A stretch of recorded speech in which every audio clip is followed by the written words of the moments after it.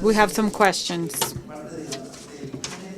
from the internet, and one of them is, for any of the doctors here on the panel, what to do in those cases where children are breastfeeding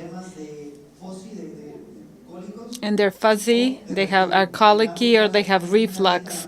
In both cases, should we put the mother in a special diet, and how much repercussion it would have in the quality of life for the mother? The first part, doctor? Infants that are breastfed actually cry almost as much as infants that aren't. So the management approach can still be dietary. One thing that most people don't realize is in breast milk, the mother is actually secreting some of the food proteins that she ingests. And we know that there's multiple small epitopes of food proteins in breast milk.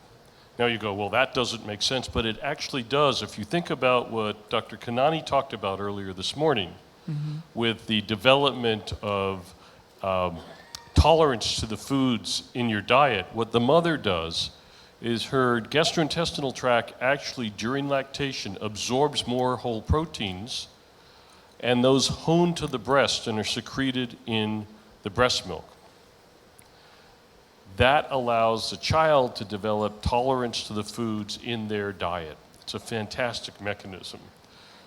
However, some infants do develop allergies, so that I will tell the mothers to decrease the ingestion, to stop drinking milk. I try all that, sometimes stop soy products as well, and that can lead to improvements. Some mothers, and there's no data that actually supports this, say that by decreasing cruciferous vegetables, cabbages, onions, things of that sort in their diet, they have improvements also with less gas and fussiness in infants. But there's little data to support that. I usually believe mothers, so I say they can try it.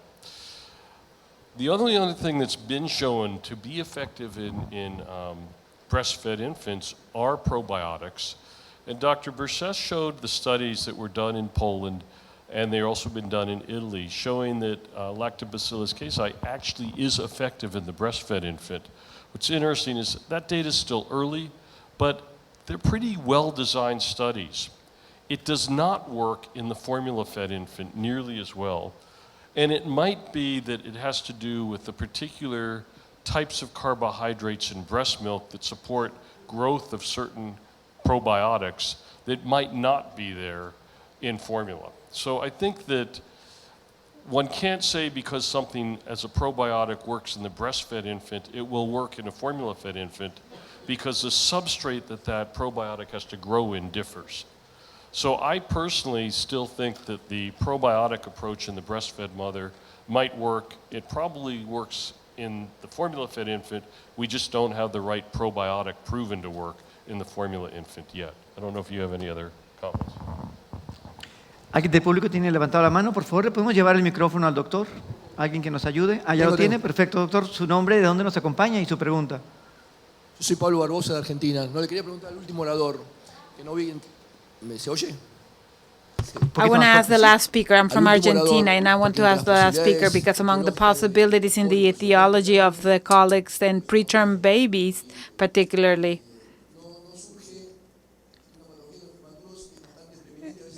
sometimes it's very prominent in preterm babies, and we don't realize the alteration of sensorial processing.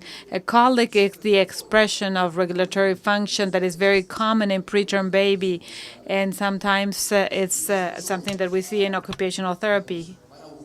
Patients go and look after this pathology, and there's failure when we switch formulas or try different medications, and they desensitize, and this is not isolated. Like vestibular disorders, or maybe we can feed the baby something different because if we touch their mouth and they have oral aversion. I don't know if your experience. All of these comments are appropriate because the pathophysiology of the colic is probably from multiple sources. And there's no question that because the gastrointestinal tract is not mature is one of the reasons, because at a certain age, most of the children or all the children with colic improve.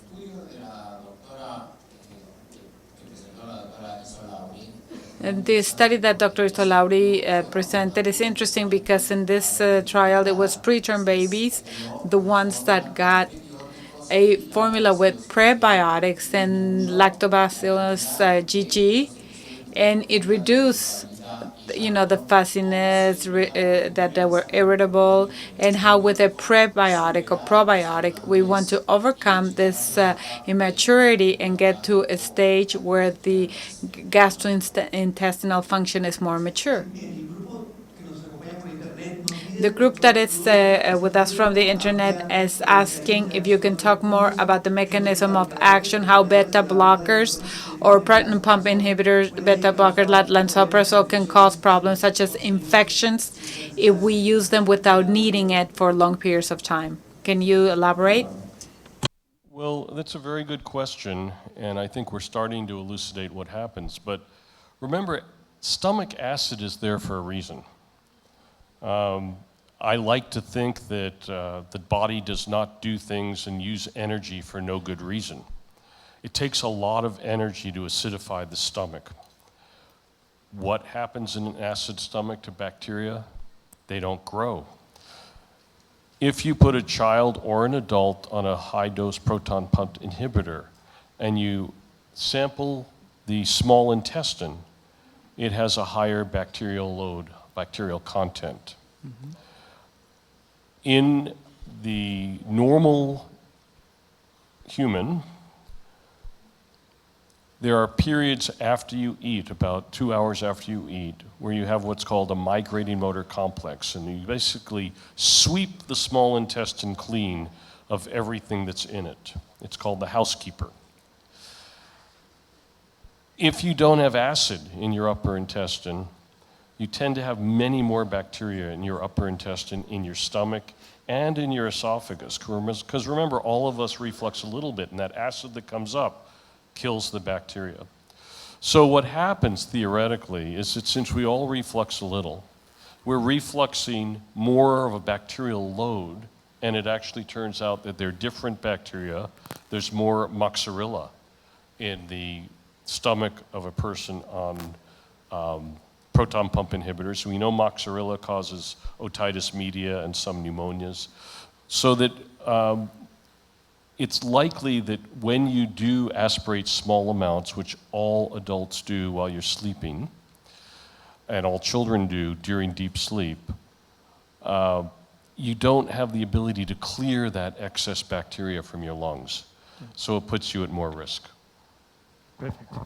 Carlos. Yo quisiera agregar, es cierto, completamente de acuerdo, pero agregar un estudio que hicimos nosotros que fue publicado en el Journal of Pediatrics el año pasado. There was a study that we performed, and it was published in the Journal of Pediatrics last year, Dr. Joshka, and I'm the last author in this group, where children with esophagitis that demonstrated by biopsy, endoscopy, they received PPIs, and hydrogen was measured in the expired air before and 3 months after treatment. And this hydrogen shows the development of bacteria, glucose, and so on. And it was seen that 26% of the children who got PPIs developed and had evidence of an overdevelopment of bacteria with abdominal symptoms similar to the ones that had taken them to treatment, which is exactly what Dr. Rudolph said when he talked that when you treat a patient and they continue with pain, what you do is you increase the dose when really you have caused an iatrogeny to this patient because you have caused an overdevelopment of bacteria. There's information in adults, data from Boston, that treated patients with PPIs have pathogens in the pharynx and trachea cultures, and with respect to the mechanism that the doctor described earlier. The last question, somebody has the microphone. Can you roll it? Doctor, your name and where you're coming from. Vanessa Vairo from Argentina. This is a question about something that was mentioned of a baby with a CMPA that is breastfed and the mother. Is there any work to see if what it means to the mother, any disorder, to eliminate any cow's milk or any dairy product? Is there any work that has been done that that mother can have any cow's milk? The use of hypoallergenic formulas? No, for a breastfed baby with CMPA, is there any work that has been done where the mother is not getting LGG, but to give that milk to the mother?